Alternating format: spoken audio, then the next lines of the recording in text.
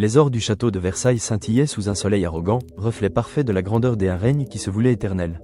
En cette année 1666, la France vivait à l'heure de son roi soleil, Louis XIV, dont la silhouette altière, même absente des salons, semblait projeter son ombre sur chaque pierre taillée, chaque fontaine jaillissante, chaque âme du royaume. Et l'absolutisme n'était pas qu'une doctrine politique, c'était une atmosphère, une respiration collective, un principe divin inscrit dans l'air que l'on inhalait.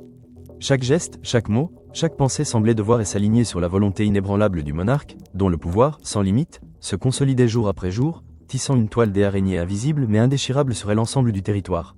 L'appareil des États, une machine complexe et impitoyable, s'articulait autour de figures d'une loyauté sans faille, des hommes dont l'ambition servait la gloire du roi avec une dévotion presque religieuse. Parmi eux, François-Michel Le Tellier, marquis de Louvois, secrétaire des États à la guerre, émergeait comme l'un des architectes les plus redoutables et efficaces de cette politique de puissance.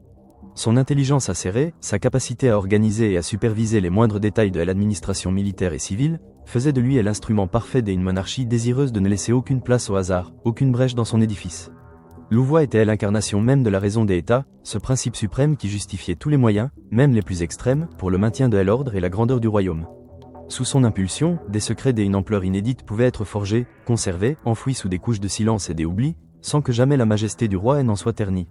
Et l'atmosphère de la cour était un mélange enivrant de faste et de surveillance omniprésente. Les soieries bruissaient, les parfums capiteux se mêlaient au relent du boudoir et des écuries, les rires cristallins des dames répondaient aux voix graves des courtisans. Tout n'était que spectacle, une danse incessante où chacun jouait son rôle avec une précision chorégraphique. Pourtant, derrière les glaces étincelantes et les lustres chatoyants, une autre réalité se profilait, celle d'un silence imposé, d'une obéissance rigoureuse où le moindre écart pouvait entraîner des conséquences dramatiques, où l'ombre des lettres de cachet planait sur les têtes les plus rebelles. Le contraste était saisissant entre l'éclat aveuglant de la cour et l'ombre profonde où sourdissaient les secrets des États, des secrets si lourds qu'ils pouvaient engloutir des vies entières. Le royaume, dans sa splendeur et sa terreur latente, était empreint d'une confiance absolue dans la figure royale, une foi presque mystique dans la légitimité divine du souverain. Mais cette confiance était indissociable d'une crainte respectueuse de son pouvoir sans limite. Nul n'osait défier l'autorité du monarque, car chacun savait que la main du roi était longue et sa mémoire infaillible. Les sujets vivaient sous une pression constante, celle d'une obéissance sans faille, où la conformité était la seule voie possible.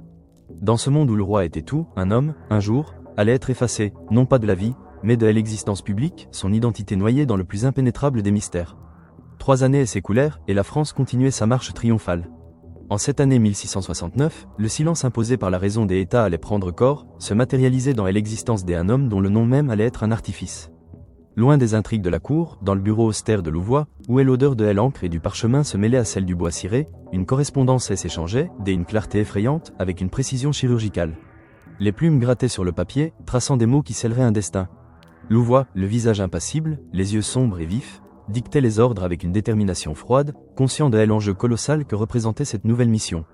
Ces lettres, envoyées à Bénigne d'Auvergne et de Saint-Mars, gouverneur de la prison de Pignerol, une forteresse reculée et oubliée dans les Alpes, ne laissait place à aucune interprétation. Il y était question d'un prisonnier, désigné sous le nom d'Eustache d'Auger, un nom qui résonnait comme un murmure dans le silence feutré du bureau. Les instructions étaient sans équivoque, surveillance absolue, interdiction formelle de toute communication avec quiconque, sous peine de mort. La menace n'était pas voilée, elle était gravée dans chaque syllabe, chaque point-virgule. Sa Majesté désire que la personne nommée Eustache d'Auger soit gardée avec la plus grande sécurité, pouvait-on lire, la plume de Louvois traçant des boucles élégantes mais létales. Nul ne doit lui parler, et s'il tente de dire quoi que ce soit, vous le mettrez à mort sans hésitation. Ces mots, prononcés ou écrits avec l'autorité d'un homme qui ne doutait jamais, révélaient la haute importance de l'individu à enfermer. Le poids du secret était palpable, lourd et oppressant, comme une chape de plomb. Une aura de mystère entourait déjà cet homme avant même qu'il n'ait posé le pied à Pignerol, une énigme que même son geôlier n'était pas censé déchiffrer.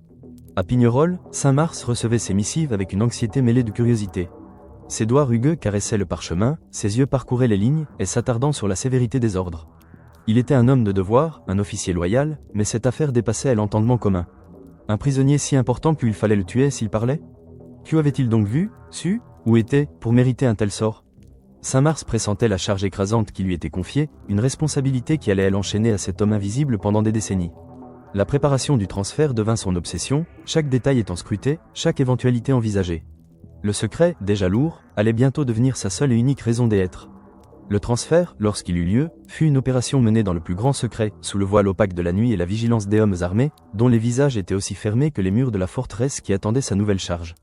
Les routes sinueuses des Alpes, froides et inhospitalières même en été, furent le théâtre de ce voyage silencieux. Le prisonnier, dont le nom d'Eustache d'Auger n'était qu'un paravent, était dissimulé, son visage peut-être déjà voilé, son identité effacée avant même d'arriver à destination. L'air des montagnes, piquant et tranchant, semblait porter le souffle de l'austérité qui allait être son quotidien. L'arrivée à la forteresse de Pignerol fut un moment empreint d'une gravité solennelle. Les murs épais, massifs, se dressaient comme une promesse d'éternité, une sentinelle de pierre défiant le temps. Les portes de fer grincèrent, se refermant sur le prisonnier avec un bruit sourd et définitif, scellant son destin dans l'oubli. Saint-Mars, le visage tiré par la tension, supervisa chaque étape de l'installation. La cellule, spécialement aménagée pour garantir un isolement total, était un tombeau de pierre, exigu et sombre. Une lucarne grillagée, si haute qu'elle ne laissait entrevoir qu'un fragment de ciel, était la seule ouverture vers le monde extérieur, un rappel cruel de la liberté perdue. Le prisonnier, plongé dans ce nouvel enfer, était probablement dans un état de choc et de désorientation.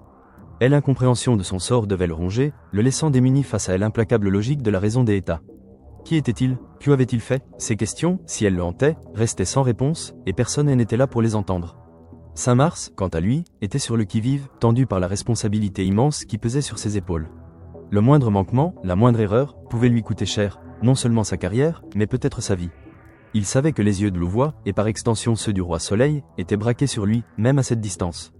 L'isolement du prisonnier était son œuvre, et il s'y dévoua avec une rigueur implacable, marquant ainsi le début officiel d'une longue et mystérieuse captivité.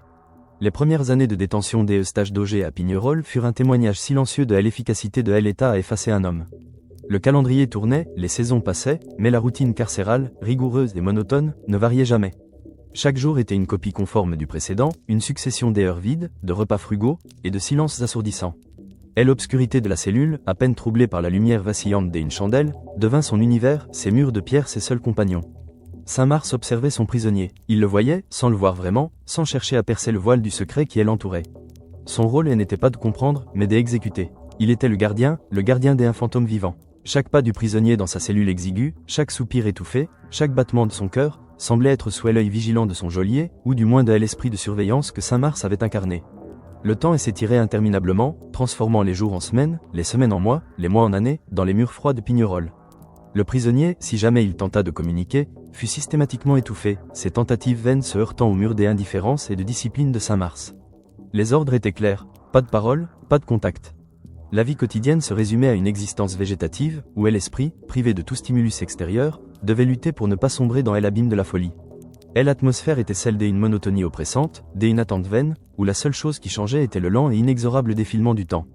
Le prisonnier, au fil de ces années, dut plonger dans une résignation forcée, une sorte de léthargie de l'âme, ou au contraire, mener une lutte intérieure silencieuse et acharnée contre son destin. Son esprit, naguère libre, était désormais prisonnier des murs, de l'isolement et de l'incompréhension. Saint-Mars, quant à lui, développa une forme de détachement professionnel, s'habituant à la présence muette de sa charge. Il était devenu une partie intégrante de la prison, une extension de ses murs, un gardien impassible, dont l'humanité s'estompait au profit de la rigueur de sa mission. Il était l'œil et l'oreille de l'État, un rouage essentiel dans cette mécanique impitoyable. Il appliquait les ordres avec une inflexibilité qui ne faiblissait jamais, convaincu de la nécessité de son rôle. En 1672, le 3e anniversaire de la détention d'Eustache d'Auger fut marqué par une consolidation encore plus rigoureuse de son isolement. Louvois, depuis Versailles, réitérait ses instructions avec la même fermeté, insistant sur la nécessité absolue de tenir le prisonnier éloigné de tout contact extérieur et de toute information. Il était vital que cet homme restât une page blanche, une entité sans mémoire, sans lien avec le monde. La forteresse de Pignerol, dans sa majesté austère, devint ainsi un symbole glaçant de l'efficacité de l'État à faire disparaître un individu, à le gommer de la conscience collective. L'obscurité du secret contrastait violemment avec la puissance croissante du roi Soleil, dont l'éclat semblait vouloir illuminer le monde entier, tout en jetant des ombres plus profondes sur ses recoins les plus sombres. Le monde extérieur continuait sa course, ignorant l'existence de cet homme effacé de la mémoire collective, ou du moins de la mémoire officielle. Pourtant, insidieusement, comme une plante poussant à travers les fissures d'une pierre, de vagues rumeurs commençaient peut-être à circuler, déformées par la distance et le mystère. Des chuchotements, des interrogations sans réponse, alimentant un embryon de légende, une graine de curiosité qui allait germer lentement au fil des décennies. Un homme, enfermé, dont personne ne connaissait le nom, le visage, la raison. Le prisonnier, désormais, devait être plongé dans un état de solitude existentielle, sa mémoire et son identité menacées par l'oubli. Qui était-il vraiment? Avait-il encore un nom, un passé, des souvenirs qui lui appartenaient en propre? Ou bien son être tout entier s'était-il fondu dans l'ombre de sa cellule, devenant une simple extension de l'isolement? Louvois et Saint-Mars, eux, restaient fermement ancrés dans leur rôle, leur détermination inébranlable, convaincus de la nécessité de leur mission. Pour eux, il ne s'agissait pas d'un homme, mais d'un secret des États qu'il fallait protéger à tout prix, un secret qui, et s'il venait à être révélé, pourrait ébranler les fondations du royaume. Le silence, à Pignerol, était devenu une arme, et elle oublie, une sentence. Et au-delà des montagnes, le roi Soleil régnait, indifférent au sort de cet homme, dont l'existence n'était qu'une note de bas de page dans la grande histoire de son règne. La légende venait de naître, discrètement, dans l'ombre, bien avant que le masque ne devienne l'emblème de son éternel mystère. 4 années s'étaient écoulées depuis l'arrivée des Eustaches d'Auger à Pignerol, 4 années où le temps, tel un lent bourreau, avait travaillé à effacer les contours de son existence. Mais le destin, ou plutôt la volonté royale, ne se contentait pas d'un isolement absolu. En cette année 1674, la forteresse reculée des Alpes allait accueillir des autres âmes en disgrâce, des autres secrets des États, jetant une ombre nouvelle sur la solitude déjà écrasante du prisonnier mystérieux. Parmi ces nouveaux arrivants, un nom résonnait encore dans les allées du pouvoir, même derrière les barreaux, Nicolas Fouquet, l'ancien surintendant des finances, dont la chute spectaculaire avait marqué les esprits et illustré la puissance implacable de Louis XIV. Pignerol, avec ses murs épais et son réseau labyrinthique de couloirs et de cellules, était une prison conçue pour la discrétion, pour l'oubli. Pourtant, l'arrivée d'un homme de la stature de Fouquet, même déchu, était un événement. Pour Saint-Mars, gouverneur de la forteresse, cette nouvelle cohabitation signifiait une surveillance accrue, une paranoïa constante. Les ordres de Louvois étaient formels, gravés dans l'encre comme dans la pierre. Interdiction absolue de toute communication, même la plus infime, entre d'Auger et les autres détenus. Le poids de ce secret, déjà lourd, devenait une chape de plomb sur les épaules de Saint-Mars. Il savait que la moindre faille dans le dispositif de sécurité, le plus petit chuchotement échangé, pourrait avoir des conséquences désastreuses. Le gouverneur redoubla de vigilance. Il fit installer des doubles portes dans les couloirs menant à la cellule de d'Auger, des serrures supplémentaires, des grilles plus robustes. Les gardes furent triés sur le volet, soumis à des serments de silence d'une rigueur effrayante, leurs rondes chronométrées, leurs itinéraires modifiés pour éviter toute rencontre fortuite. Les moments de promenade ou des exercices, rarissimes et brefs, étaient décalés, minutés, assurant que jamais Fouquet et d'Auger ne pourraient se croiser, ni même entendre leur voix. Le silence, déjà roi à Pignerol, devint un tyran absolu, brisé seulement par le vent hurlant dans les fissures des remparts, ou le craquement lointain du bois sous le pas des sentinelles. Saint-Mars, le visage buriné par les ans et les soucis, arpentait les coursives avec l'énergie fébrile d'un homme traqué. Chaque ombre lui semblait suspecte, chaque son résonnait comme une menace potentielle. Son esprit était un champ de bataille, où la discipline martiale luttait contre la peur de l'échec. Il avait le sentiment d'être une sentinelle postée sur une poudrière, le secret de d'Auger étant l'étincelle capable de tout embraser. La curiosité de Fouquet, ancien maître des intrigues, était un danger latent. Bien que diminué, l'homme conservait une acuité intellectuelle et une soif d'information qui pouvaient s'avérer redoutables. Saint-Mars imaginait les questions que Fouquet aurait pu poser, les liens qu'il aurait pu tisser, et la sueur perlait sur son front à l'idée que l'ancien surintendant put percer le mystère de son voisin invisible. Dans sa cellule, Eustache d'Auger était une ombre parmi les ombres. Il percevait sans doute les changements dans l'atmosphère de la prison. Des bruits nouveaux, des voix lointaines, le pas plus nombreux des gardes dans les couloirs adjacents. Ces infimes altérations de sa routine, ce murmure d'une vie extérieure si proche et pourtant si inaccessible, devaient attiser sa propre curiosité, une curiosité vite étouffée par l'implacable réalité de son isolement. Qui étaient ces nouvelles présences? Des compagnons des infortunes? Des espions? Des menaces? Son esprit, privé de tout contact, devait tisser des scénarios, des hypothèses, tournant en boucle dans le vide de sa cellule. Chaque craquement du plancher au-dessus ou sur le côté, chaque tout étouffé, chaque bruit de chaîne, devenait un indice, une parcelle d'informations à décrypter, sans jamais pouvoir en vérifier la véracité. Le masque de fer, et s'il n'était pas encore masqué physiquement, elle était déjà par le secret qui l'enveloppait, un secret que la présence des autres prisonniers ne faisait que renforcer. Les années s'étirèrent, longues et ininterrompues, tissant un voile d'ennui mortel sur la forteresse de Pignerol. En cette année 1678, la captivité des Eustaches d'Auger n'était plus un événement, mais une routine immuable, une part inaliénable de l'existence du château. Saint-Mars, devenu un expert dans l'art de la surveillance, gérait sa charge avec une efficacité redoutable, presque mécanique. Les jours se suivaient et se ressemblaient, transformant la vie en une succession d'instants vides, où le temps, autrefois un ennemi, était devenu une entité indifférente, un fleuve lent et silencieux charriant des journées sans espoir. Et l'impact de cette longue réclusion sur le prisonnier était visible, même à travers le voile du secret. Son corps, bien que nourri, s'était affiné, ses traits creusés par la contemplation forcée et le manque de lumière. Ses yeux, autrefois vifs, portaient désormais la marque d'une fatigue profonde, d'un regard lointain, presque éteint. Il avait développé des mouvements répétitifs, des rituels silencieux pour meubler le vide, des marches incessantes dans sa cellule exiguë, des gestes machinaux qui disaient la lutte acharnée de son esprit pour ne pas sombrer dans la folie. Sa santé mentale, plus que physique, était mise à rude épreuve. Le silence, ses seuls compagnons, était parfois brisé par les murmures du vent et s'engouffrant dans les cheminées, ou le goutte à goutte incessant d'une infiltration des hauts, des sons qui, à force d'être répétés, devenaient des voix, des présences dans son esprit.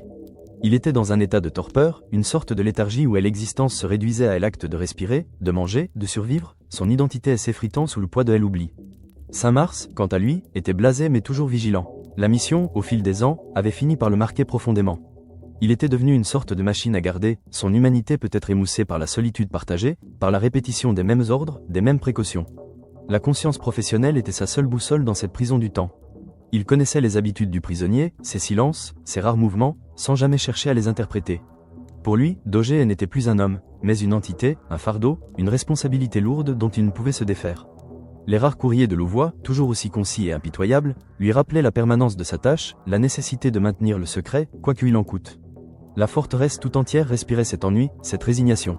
Les gardes eux-mêmes, habitués à l'invisible présence du prisonnier des États, accomplissaient leur ronde avec une lassitude qui masquait à peine la curiosité sous-jacente et l'interrogation muette sur l'homme que personne ne voyait. En 1681, le drame discret qui se jouait à Pignerol connut un nouvel acte. Nicolas Fouquet, l'ancien surintendant, rendit son dernier souffle entre les murs de la forteresse. Sa mort, bien que survenue dans l'isolement, fut gérée avec la même discrétion et la même rigueur administrative que sa vie en captivité. Le médecin de la prison constata le décès, un prêtre fut peut-être autorisé à administrer les derniers sacrements dans un silence absolu, et le corps fut inhumé sans faste, sans nom sur la pierre, quelque part dans le petit cimetière attenant à la forteresse. Pour Saint-Mars, la mort de Fouquet fut un événement à gérer avec un pragmatisme froid. C'était une procédure administrative, une charge en moins, mais aussi un rappel de la fragilité de la vie en captivité. Il supervisa les opérations avec son habituelle efficacité, veillant à ce que rien ne transpire, que le secret de cette fin de vie ne soit pas moins bien gardé que le secret de la vie de Daugé. Il y eut peut-être un moment fugace de réflexion, une pensée pour la grandeur passée de Fouquet, pour le destin implacable qui avait frappé cet homme puissant. Mais son rôle de gardien du secret reprenait vite le dessus, la primauté de sa mission concernant Daugé éclipsant toute autre considération. La mort de Fouquet, loin de relâcher la pression, renforçait à l'idée que le secret royal était une institution indéfectible, capable d'engloutir les plus grands comme les plus humbles. Le prisonnier, Eustache Daugé, était-il conscient de cet événement ? Le silence de la cellule voisine, la cessation des une-tout familières, et l'absence de certains bruits anodins qui avaient rythmé sa propre captivité, auraient pu l'alerter. Il aurait pu ressentir un mélange complexe d'émotions, une tristesse pour un compagnon des infortunes dont il ignorait tout, un soulagement fugace à l'idée d'une fin à la captivité, même par la mort, ou une indifférence totale, son esprit étant trop engourdi pour se soucier du sort des autrui. Quoi qu'il en soit, la mort de Fouquet ne changea rien à son propre destin. Au contraire, elle souligna la permanence de son propre isolement, la certitude que sa propre fin ne serait pas moins discrète, pas moins oubliée. Le deuil, et s'il y en eut, fut silencieux, un murmure à peine perceptible dans l'air froid des Alpes. 5 ans de plus s'écoulèrent, et la forteresse de Pignerol, qui avait été le tombeau de tant de secrets, s'apprêtait à connaître un nouveau chapitre. En cette année 1686, des rumeurs commencèrent à circuler parmi la garnison, des murmures étouffés concernant la fermeture imminente de la prison. Des ordres venus de Versailles parlaient de transfert, de désaffectation. Pour Saint-Mars, ces bruits de couloir devinrent réalité lorsqu'il reçut une nouvelle missive de Louvois, d'une précision et d'une exigence redoutables. La lettre annonçait non seulement la fermeture de Pignerol, mais surtout le transfert du prisonnier, désormais désigné dans la correspondance comme le vieil prisonnier ou mon ancien prisonnier, vers une nouvelle forteresse, exil, encore plus reculé, encore plus isolé. Et l'atmosphère à Pignerol était celle d'une anticipation anxieuse. La logistique complexe d'un tel déménagement, surtout avec une charge aussi sensible, générait une agitation contenue. Et l'ombre de l'inconnu planait sur le prochain lieu de détention, mais la détermination de l'État, incarnée par Louvois, restait inébranlable. Le ministre de la Guerre détaillait chaque étape avec une méticulosité quasi obsessionnelle. Le type de véhicule, et l'itinéraire exact, les horaires, le nombre et la qualité des hommes des escortes, les précautions à prendre pour éviter toute identification ou évasion. La planification d'une nouvelle prison, tout aussi isolée, était déjà en cours, prouvant que le secret de Daugé était une priorité absolue, une institution des États qui survivait aux lieux et aux hommes. Saint-Mars, le visage tendu, était concentré sur la logistique. La réussite de ce transfert capital était cruciale pour sa carrière, pour sa réputation. Il arpentait les couloirs, supervisant les préparatifs avec une précision militaire, le stress de la transition étant palpable dans chacun de ses gestes. Il sentait sur lui le regard invisible de Louvois et l'attente du roi. Pour le prisonnier, la perception de cette agitation devait être un mélange complexe des espoirs et des appréhensions. Des bruits de chariots, des voix plus nombreuses, des mouvements inhabituels dans la cour intérieure, tout cela rompait la monotonie de ses 17 ans de captivité. Une lueur des espoirs fugace, la possibilité d'un changement, d'une libération, même minime, pouvait poindre. Mais elle était vite assombrie par l'appréhension de l'inconnu, la peur d'un sort encore pire, d'un enfermement encore plus profond. Le secret, comme un linceul, s'apprêtait à le suivre. Le printemps de l'année 1687 vit le transfert tant redouté. Le voyage d'Eustache Daugé de la forteresse de Pignerol à celle des exils fut une épreuve de tension extrême et un voyage périlleux à travers les paysages alpins, majestueux mais impitoyables. La colonne des escortes, triée sur le volet, était composée d'hommes robustes et loyaux, armés jusqu'aux dents, leurs visages fermés sous leurs casques, leurs yeux balayant les sommets et les vallées à la recherche de la moindre menace. Le prisonnier, dont la présence était la raison d'être de ce convoi silencieux, fut placé dans une litière ou une voiture spécialement aménagée, ses fenêtres obstruées, son intérieur obscur, afin de le soustraire à tous les regards. Saint-Mars supervisait personnellement chaque étape de ce déplacement. Il chevauchait en tête du convoi, puis à l'arrière, ses sens en alerte maximale, ses yeux de faucon scrutant à l'horizon. L'air des montagnes était vif et froid, imprégné des odeurs de pin et de terre humide, des réminiscences de liberté que le prisonnier ne pouvait qu'imaginer à travers les fissures de son confinement temporaire. Le son des sabots des chevaux sur les chemins pierreux, le grincement des roues de la litière, les chuchotements étouffés des gardes, tout contribuait à l'atmosphère des urgences et de danger latents. Chaque kilomètre parcouru était un défi, chaque virage un risque, chaque rencontre potentielle avec un paysan ou un voyageur une menace pour le secret. La réputation et la carrière de Saint-Mars dépendaient entièrement de la réussite de ce transfert capital. La route sinueuse traversait des cols escarpés, des forêts denses où les ombres dansaient entre les troncs, des vallées encaissées où le silence était parfois rompu par le cri d'un rapace. Le ciel, parfois azur, parfois lourd de nuages menaçants, reflétait l'incertitude de la situation. Le prisonnier, ballotté par les chaos du chemin, devait ressentir l'immensité du monde extérieur, même s'il lui était refusé. Les odeurs, les sons filtrés, les variations de lumière devaient être autant de stimuli pour son esprit engourdi, autant de rappels de ce qu'il avait perdu. Il était le fantôme au cœur du convoi, et l'homme sans nom que personne ne devait voir. L'arrivée à Exil fut un soulagement pour Saint-Mars, mais non la fin de sa tâche. La forteresse des Exil, perchée sur un éperon rocheux, était encore plus austère que Pignerol, plus isolée, plus battue par les vents. Ses murs, d'une pierre grise et impitoyable, se dressaient comme une extension naturelle de la montagne. Le prisonnier fut conduit à sa nouvelle cellule, tout aussi sombre et exiguë que la précédente, mais avec cette impression d'être encore plus loin du monde, encore plus effacé. Le secret, lui, avait fait le voyage intact. Saint-Mars, au summum de sa vigilance pendant le transfert, retrouvait la routine de la surveillance, mais avec la conscience aiguë que le fardeau du secret, loin de s'alléger, ne faisait que s'ancrer plus profondément dans la pierre de ses nouvelles prisons. L'homme sans visage continuait son chemin vers l'oubli, toujours sous l'œil impitoyable de l'État. La forteresse des Exils, s'accrochant aux flancs escarpés des Alpes piémontaises, était un monument à l'austérité, un bastion de pierre grise et implacable, plus isolé encore que Pignerol. Le vent glacial, descendant des cimes enneigées, balayait ses remparts avec une mélopée plaintive, s'engouffrant dans les fissures, sifflant à travers les meurtrières, comme une lamentation éternelle. Ces murs, d'une épaisseur démesurée, semblaient vouloir repousser le monde, enfermer non seulement les corps mais aussi les âmes, les pensées, les souvenirs. Pour Eustache d'Auger, ce nouveau lieu de détention, en cette année 1687, fut une plongée plus profonde encore dans le silence et l'oubli. Sa cellule, semblable à la précédente par sa petitesse et son obscurité, était cependant empreinte d'une désolation plus palpable. Ici, il n'y avait pas même l'écho lointain des autres prisonniers des États, pas de Fouquet dont le destin, même tragique, pouvait résonner comme une lointaine compagnie. L'isolement était total, absolu, une solitude existentielle où le temps, dépourvu de repères, s'écoulait dans un vide assourdissant. Chaque journée était une répétition lancinante de la précédente, un cycle sans fin de grisaille, de froid et de silence, où le seul événement notable était la distribution des repas, maigre et monotone. Le prisonnier, après près de 20 ans de captivité, était plongé dans un état de profonde mélancolie, une résignation absolue qui avait rongé sa volonté, brisé son esprit. Son corps, autrefois peut-être robuste, était désormais un réceptacle fragile pour une âme éteinte. Ses mouvements étaient lents, mesurés, comme s'il craignait de déranger le silence qui l'enveloppait. Ses yeux, souvent fixés sur le mur en face de lui, ne semblaient plus voir, mais plutôt chercher un reflet de lui-même dans l'obscurité, une identité perdue, un souvenir fugace. Les tentatives de son esprit pour s'accrocher à des bribes du passé, à des visages, des voix, des lieux, étaient de plus en plus vaines, les contours s'estompant, les couleurs se fanant. Il était devenu une ombre parmi les ombres, un murmure à peine audible dans les annales du royaume. Son humanité, patiemment érodée par des décennies d'isolement, s'effritait peu à peu, le laissant à la merci d'une torpeur qui confinait à la folie. Il se parlait parfois, à voix basse, des mots sans suite, des bribes de chansons oubliées, des prières murmurées, comme pourrait s'assurer qu'il existait encore, qu'une parcelle de son être n'avait pas été entièrement engloutie par le silence. Bénigne d'Auvergne de Saint-Mars, quant à lui, continuait d'appliquer les ordres royaux avec la même rigueur inébranlable. Usé par les années de service, par cette mission sans fin qui avait absorbé sa vie entière, il était devenu une machine à garder. Son visage, autrefois marqué par l'anxiété, portait désormais la patine d'une lassitude profonde, d'une résignation professionnelle. Il accomplissait ses tâches avec une efficacité routinière, ses gestes précis, ses yeux vifs, mais son esprit était là.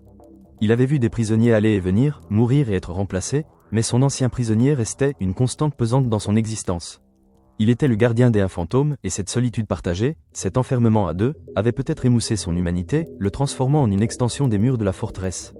Il ne cherchait plus à comprendre, seulement à obéir, à maintenir le secret coûte que coûte, car c'était devenu le seul sens de sa vie. Le vent hurlait à travers les fentes de la pierre, et les jours s'étiraient, interminables, à Exil. 2 années s'écoulèrent ainsi, 2 années de silence et d'immobilité, avant que le destin, sous la forme d'une nouvelle missive de Versailles, ne vienne rompre cette torpeur. En cette année 1689, l'ordre émanant du marquis de Louvois fut une fois de plus d'une clarté impitoyable. Saint-Mars, dont la loyauté et l'efficacité ne faisaient plus aucun doute, était promu. Il allait prendre la charge de gouverneur de l'île Sainte-Marguerite, une forteresse insulaire au large de Cannes, réputée imprenable, battue par les flots méditerranéens. Mais cette promotion venait avec la clause habituelle, la même qui avait régi toute sa carrière. Le prisonnier devait l'accompagner. Sa Majesté désire que vous ne vous sépariez jamais de votre ancien prisonnier, pouvait-on lire, les mots gravés dans le parchemin avec l'autorité froide du roi Soleil. Louvois insistait, soulignant que Saint-Mars ne devait jamais, sous aucun prétexte, se séparer de sa charge. Cette nouvelle exigence plongea Saint-Mars dans un état d'anticipation stratégique, mêlé d'une anxiété renouvelée. La tâche était colossale, non seulement il fallait préparer le transfert d'une forteresse alpine à une île méditerranéenne, mais cela impliquait un voyage long et périlleux avec des étapes terrestres puis une traversée maritime. La mer Méditerranée, avec ses mystères et ses dangers imprévus, tempêtes soudaines, pirates barbaresques, ou simplement la curiosité des marins et des riverains devenait le nouveau théâtre du secret. Chaque détail du voyage devait être planifié avec une minutie extrême pour éviter tout incident, toute fuite d'informations qui pourrait compromettre le secret d'État. Des cartes furent déployées, des itinéraires étudiés, des relais préparés.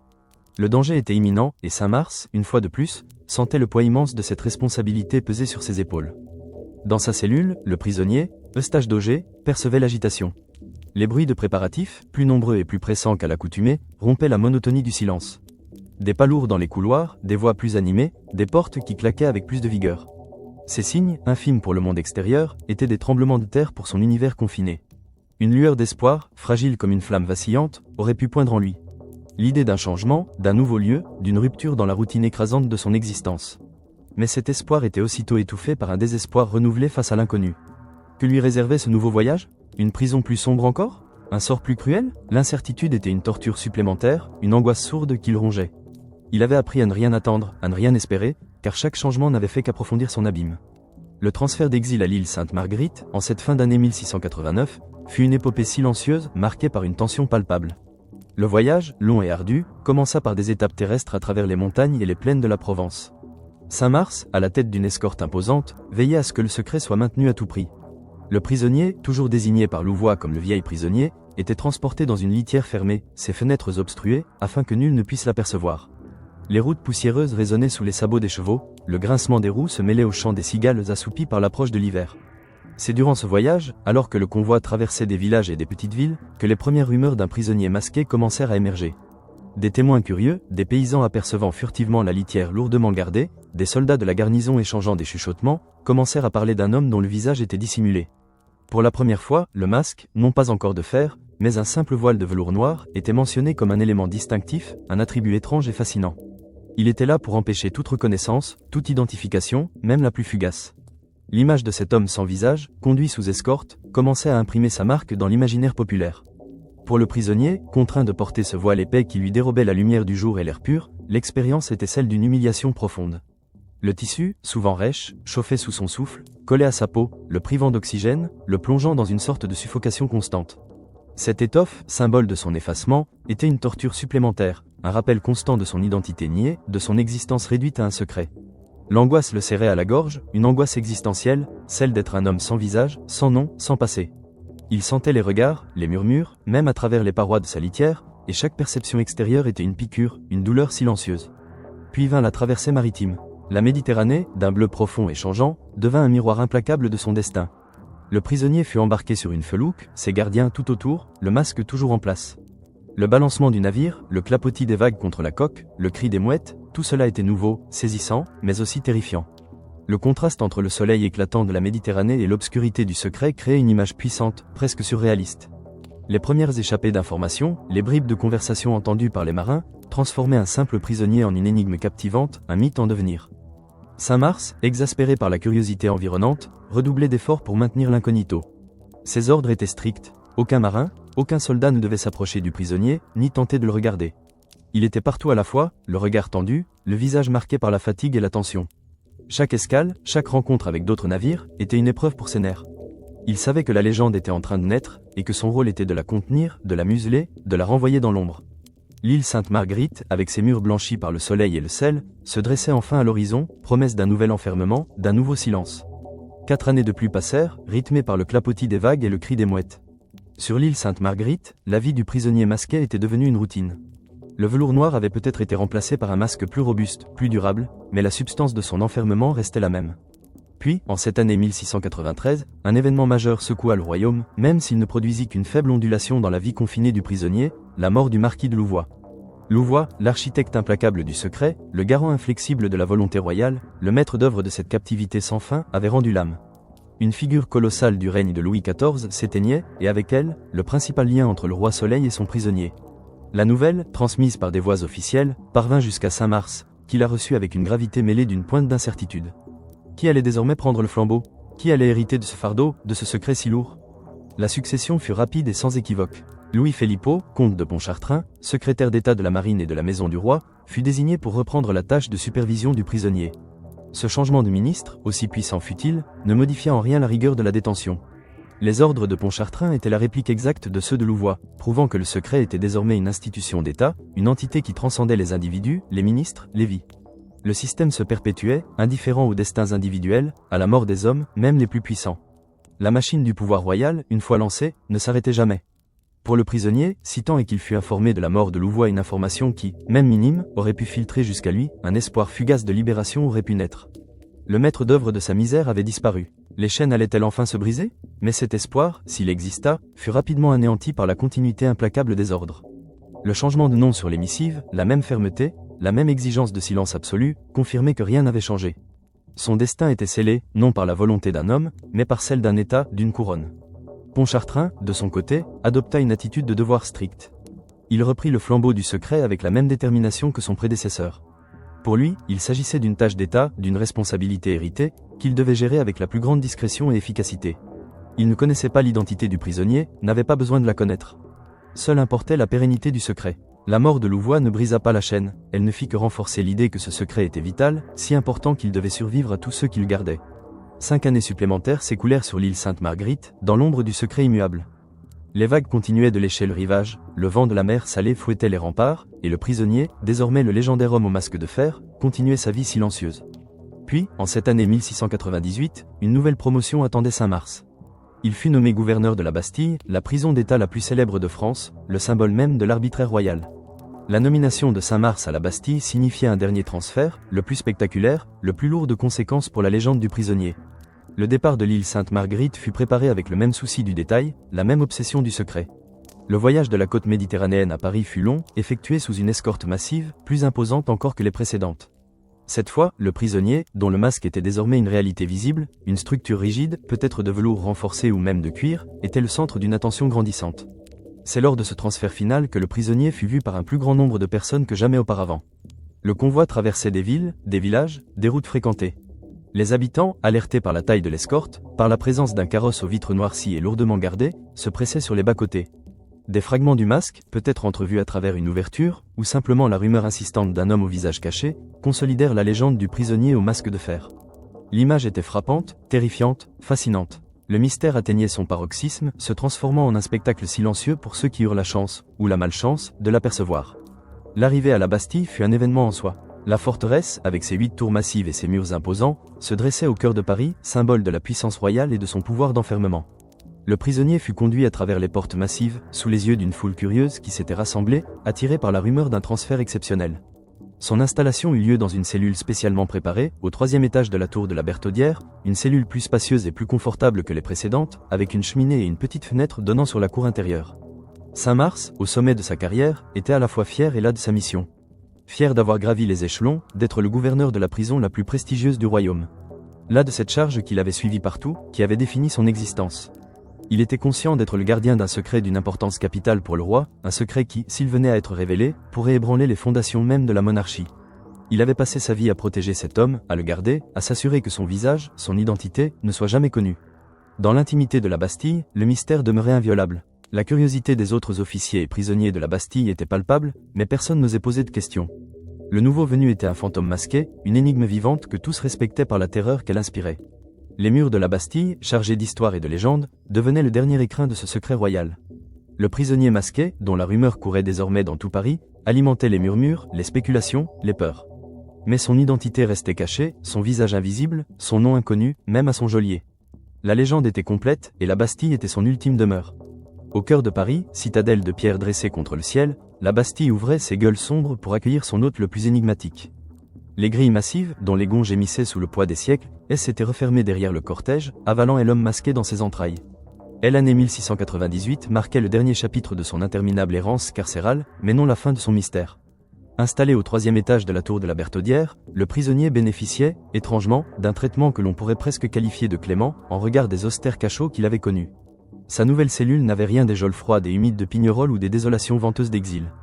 Elle était spacieuse, baignée d'une lumière indirecte filtrant à travers une fenêtre grillagée, certes étroite, mais offrant une vue partielle sur la cour intérieure, un carré de ciel et de pavés où la vie de la forteresse s'agitait au ralenti. Une cheminée, dont les briques noircies témoignaient de nombreux hivers, promettait une chaleur relative, brisant la morsure implacable du froid alpin.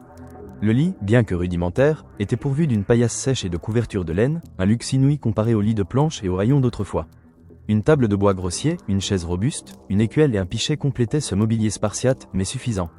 Les murs, épais de plusieurs toises, respiraient une humidité constante, mais le crépi était propre, et l'air, bien que confiné, était moins vicié que dans ses précédentes demeures.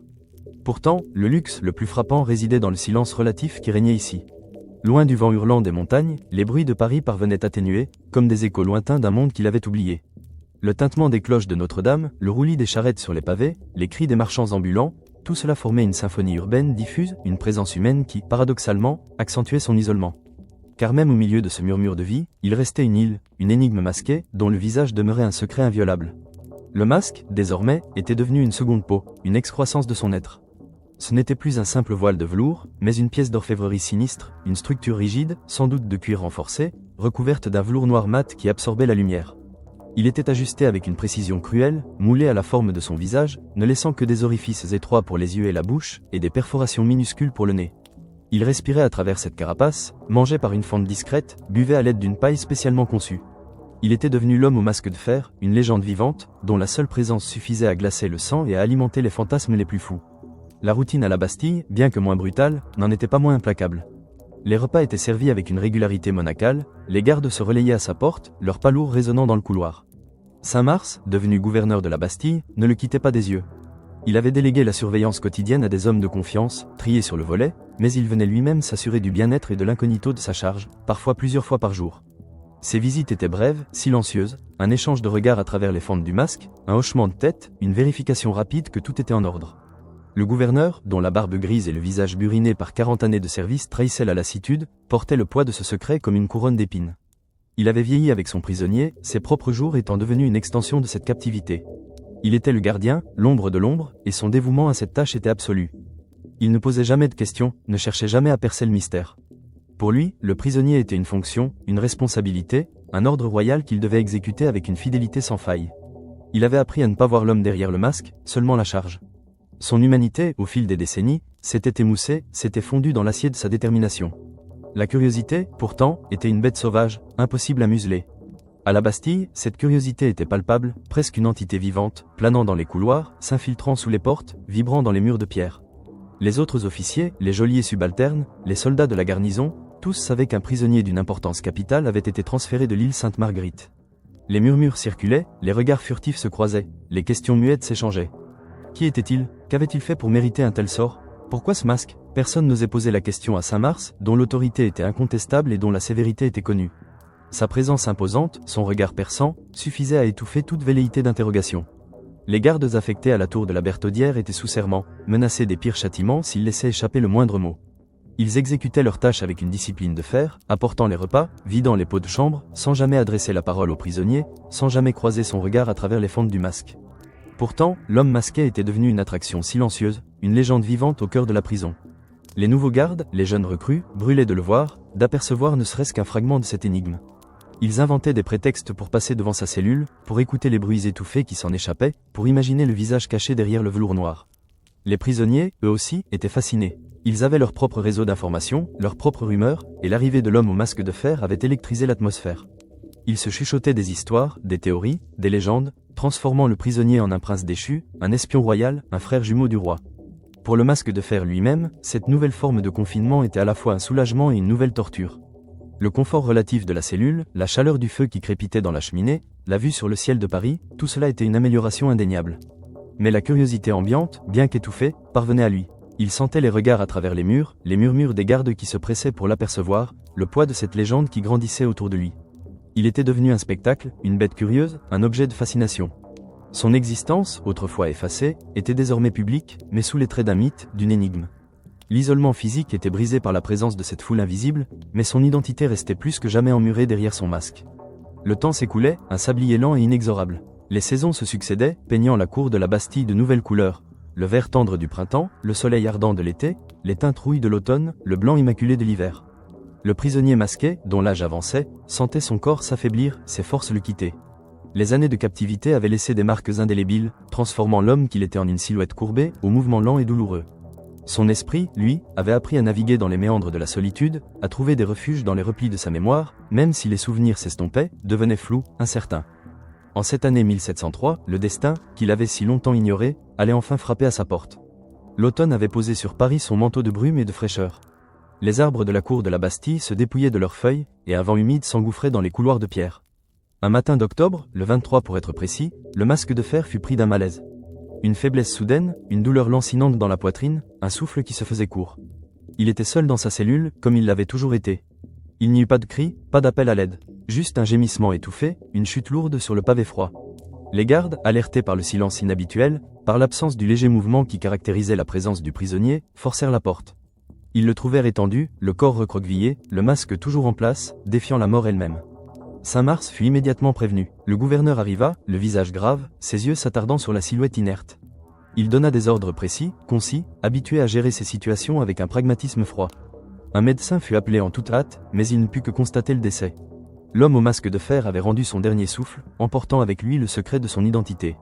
Le corps fut transporté avec la même discrétion qui avait marqué toute sa vie. Les ordres de Saint-Mars étaient clairs, le masque ne devait en aucun cas être retiré, même après la mort. Il était le symbole de l'incognito, et il le resterait jusqu'à la dernière heure. Le corps fut préparé pour l'inhumation, enveloppé dans un linceul simple. Le révérend père Hyacinthe, le chapelain de la Bastille, fut chargé de la cérémonie et de l'enregistrement du décès. Dans le registre paroissial de Saint-Paul, sous la date du 19 novembre 1703, une écriture soignée traça les mots suivants. Le 19 novembre 1703, Marchioli, âgé d'environ 45 ans, est décédé à la Bastille et son corps a été enterré dans le cimetière de cette paroisse. Ce nom, Marchioli, était un artifice, un nouveau voile jeté sur une identité déjà effacée. Il ajoutait une dernière énigme à son histoire, un dernier acte de mystification. Le révérend père Hyacinthe, un homme pieux et consciencieux, ne posa pas de questions. Il accomplissait son devoir, ignorant la portée historique de ce simple enregistrement. Il enterrait un homme, mais il scellait une légende. L'inhumation eut lieu au petit matin, sous un ciel bas et gris. Quelques gardes, Saint-Mars en tête, et le chapelain accompagnaient le corps jusqu'au petit cimetière adjacent à la Bastille. La fosse, creusée à la hâte, était peu profonde. Le cercueil, simple et sans fioriture, fut descendu en silence. Il n'y eut pas d'oraison funèbre, pas de larmes versées, pas de prières ferventes. Juste le bruit sourd de la terre retombant sur le bois, scellant l'homme dans l'oubli. Saint-Mars se tenait là, impassible, son regard perdu dans le lointain. 40 années de sa vie avaient été consacrées à cet homme, à ce secret. Maintenant, c'était fini. Un sentiment étrange le traversait, un mélange de soulagement et de vide. Le fardeau était levé, mais une partie de lui-même avait été enterrée avec le prisonnier. La mort du masque de fer n'était pas la fin de l'histoire, mais le début de sa légende. Aussitôt, les rumeurs, les spéculations, les théories les plus folles commencèrent à circuler, non seulement dans les couloirs de la Bastille, mais dans tout Paris, puis dans tout le royaume. Qui était cet homme? Un prince? Un jumeau royal? Un frère illégitime de Louis XIV? Un espion? Un ministre déchu? Un général traître? Chaque hypothèse était plus audacieuse que la précédente, chaque conte plus romanesque. La figure du masque de fer devint un symbole de l'arbitraire royal, de la justice secrète, de la puissance implacable de l'État. Voltaire, le philosophe des Lumières, fut l'un des premiers à donner une voix à cette légende, à en faire un mythe universel. Dans son « Siècle de Louis XIV », il en parla comme d'un prisonnier, d'une taille au-dessus de la moyenne, dont la physionomie était belle et noble, et dont la physionomie n'avait jamais été vue. Il fut le premier à affirmer que le masque était de fer, renforçant l'image d'une torture cruelle et inhumaine. Ses écrits, lus et diffusés dans toute l'Europe, transformèrent un secret d'État en une énigme philosophique, un symbole de l'oppression et de la cruauté du pouvoir. Au fil des siècles, les historiens, les romanciers, les dramaturges se sont emparés de l'histoire. Alexandre Dumas en fit le héros de son roman, Le Vicomte de Bragelonne, le présentant comme un frère jumeau de Louis XIV, une idée qui captive encore l'imagination populaire. Les recherches historiques ont tenté de percer le voile, d'identifier l'homme derrière le masque. Le nom d'Eustache d'Auger de Cavois est souvent revenu, un valet, un intrigant, un homme de peu d'importance dont l'identité aurait été confondue avec celle d'un personnage plus important. Mais aucune preuve formelle n'a jamais pu être apportée, aucune certitude n'a pu dissiper le mystère. Le roi Soleil, Louis XIV, dont la volonté avait scellé le destin de cet homme, mourut en 1715, emportant avec lui la vérité. Louvois, Pontchartrain, Saint-Mars, tous ceux qui avaient été les dépositaires du secret, étaient morts également, leurs lèvres scellées à jamais. Le secret était devenu orphelin, une énigme sans solution, transmise de génération en génération. L'héritage du masque de fer est multiple. Il est le symbole de la puissance absolue de l'État, capable d'effacer une vie, de la faire disparaître sans laisser de traces. Il est la preuve de la fragilité de l'identité humaine face à la raison d'État. Il est le miroir de nos peurs les plus profondes, la perte de soi, l'isolement, l'oubli. Mais il est aussi le témoignage de la résilience de l'esprit humain, capable de survivre à des décennies de captivité, de maintenir une étincelle de vie même dans les conditions les plus extrêmes. Aujourd'hui encore, l'homme au masque de fer continue de fasciner. Son histoire est un rappel que derrière chaque grand règne, chaque période de faste, se cachent des ombres, des secrets, des destins brisés. Il est le fantôme de la monarchie absolue, le murmure d'une injustice oubliée, le visage invisible de l'histoire. Et tant que son identité restera un mystère, il continuera de hanter notre imaginaire, de nous interroger sur la nature du pouvoir, de la justice et de l'humain. Le secret du masque de fer est devenu immortel, une légende qui défie le temps, une énigme qui continuera de résonner dans les couloirs de l'histoire, un écho lointain de la Bastille, un souffle dans le vent, une question sans réponse, pour l'éternité. Son masque, invisible désormais, est plus présent que jamais, une icône de l'inexpliqué, un défi à la raison, le symbole parfait d'un secret qui refuse de mourir.